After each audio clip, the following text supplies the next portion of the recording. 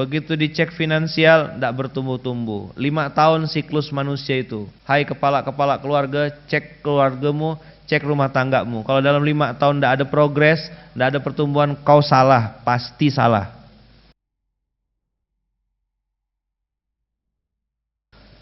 Asyaitonu ya'idukumul faqra wa ya'murukum bil fahsya. Asyaitonu ya'idukumul faqra. Ya'idukum itu menakut-nakutimu, padahal yang ditakut-takutkan itu tidak terjadi. Sedangkan janji Allah yang pasti justru malah dihindari. Tidak heran kenapa Rasulullah bilang nanti kalian akan jadi makanan dan jadi bahan-bahan canda-candaan, main-mainan. Ramainya kalian tidak membuat musuh-musuh takut. Asobahumul wahnu. Para sahabat pada saat itu bertanya, ya Rasulullah, hal min qillatin nahnu ya Rasulullah? Apakah kami saat itu sedikit? La, bal antum katsirun. Jumlah kalian saat itu banyak, tapi banyaknya kalian itu tidak berkualitas. Kalian hanya ramai kuantitasnya saja.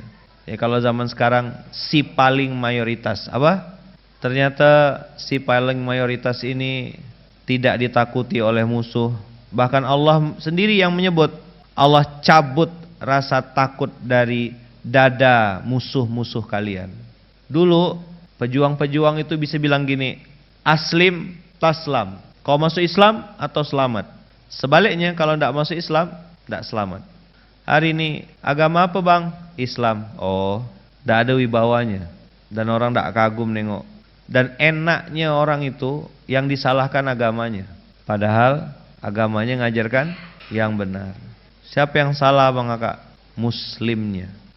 Ayo baca sama-sama. Asyaitanu ya'idukumul faqra wa ya'murukum bil fahsya'i. Abang kakak SMK ini harus dipakai kacanya, kaca cermin. Kaca cermin maksudnya gimana ya man? Jadi begitu baca ayatnya mantul ke diri sendiri. Kalau memang sudah pelit, maka apapun urusan jadi sulit.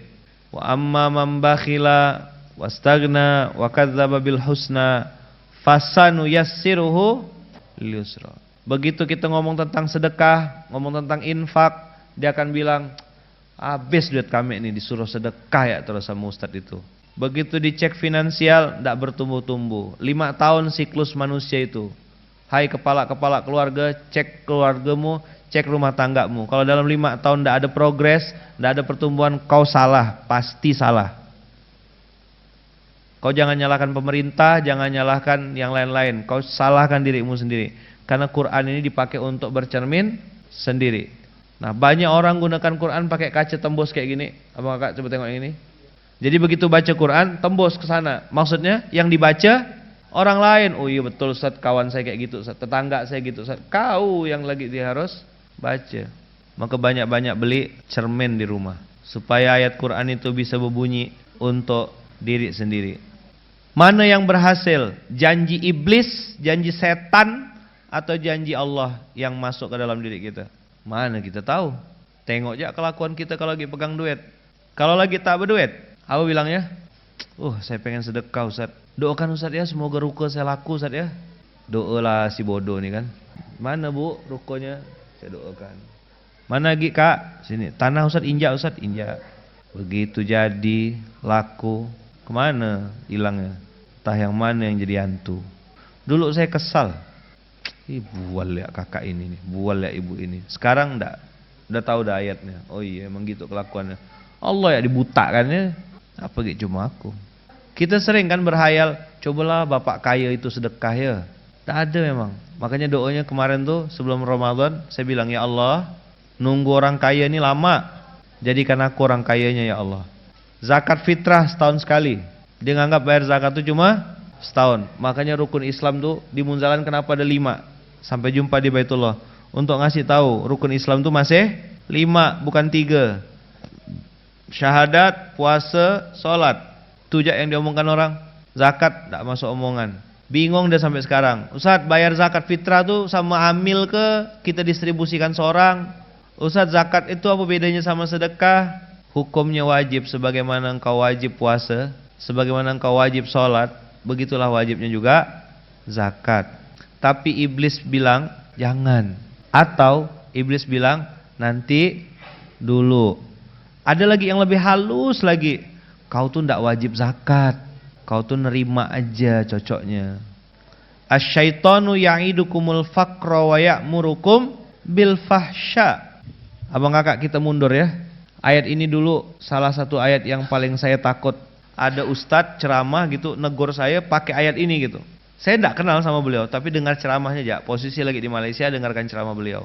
Beliau bacakan ayat ini. Ayawaddu ahadukum an takuna lahu jannatum min nakhili wa a'nab tajri min tahtihal anhar lahu fiha min kulli thamarat wa asabahul kibaru wa lahu dzurriyyatun du'afa. Dengar ceramah ini nih, oleng kapal.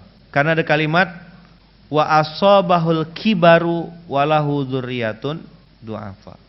Inilah abang kakak kita sibuk beranak pinak, sibuk bercocok tanam, produksi anak terus. Ternyata sampai masanya ketika datang masa tua itu, anak cucu keturunan kita du'afa.